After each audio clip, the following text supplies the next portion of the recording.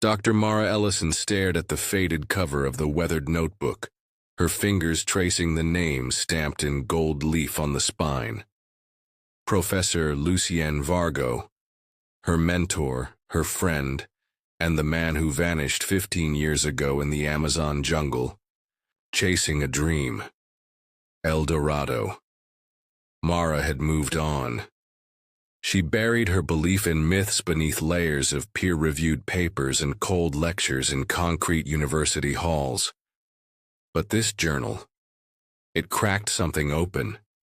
Inside was a map fragment, drawn in charcoal, labeled in a dialect spoken by no tribe currently known to exist, except Mara recognized it. It was the sacred tongue of the Yakaruna, a tribe her mentor claimed had protected the Golden City for millennia. At the bottom of the page were 6 words, written in Vargo's handwriting. If you seek gold, turn back.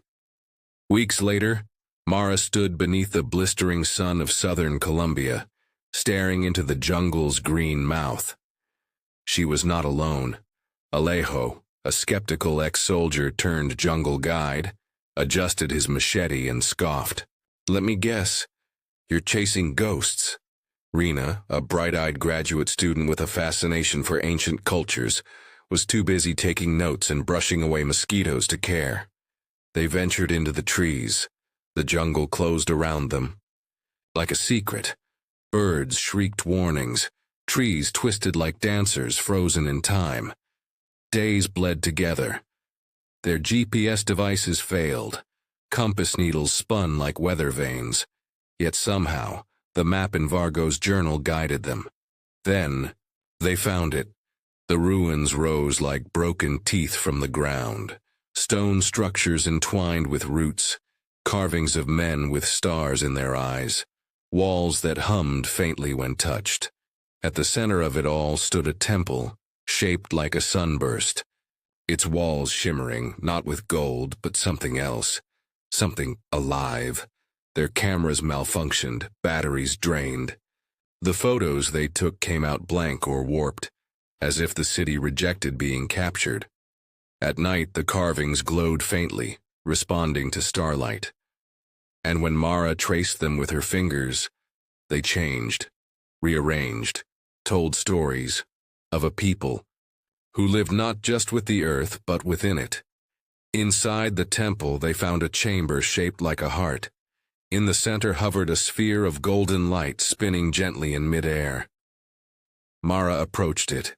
Her breath caught. Images filled her mind. Lucien Vargo, standing where she now stood, reaching out toward the sphere. But instead of touching it, he knelt, and then he spoke, not with lips but through the vision. This place is not gold. It is memory, it is truth. If you take from it, it disappears. If you listen, it teaches. But you must choose. Mara fell, to her knees overwhelmed. Her rational mind rebelled. But her soul wept. Alejo urged her to take a relic, to prove the city's existence. Rena begged her to document the carvings, to rewrite history. But Mara only smiled softly. She reached for her bag and left her camera behind. They walked away with empty hands and full hearts. In New York, Mara's story was mocked. A city of memory, a golden light that vanishes if touched. Scholars called it fiction. Her tenure was questioned. She wrote a book anyway. The Gold Beyond Gold didn't claim proof. It offered something rarer. Questions, stories, reflections. Some called it the ramblings of a woman who'd spent too long in the sun. Others heard something deeper. Late at night, when no one is watching, Mara walks alone beneath the stars. She looks up at Sirius just like the carvings taught her to and smiles, because the real El Dorado was never a place. It was a mirror, a test, a whisper from the earth asking, "Are you here to take or to listen?" And for the first time in her life, Dr. Mara Ellison had listened. The greatest truths are not always found in treasure or proof, but in the courage to believe, to wonder, and to let go of the need to own the unknown.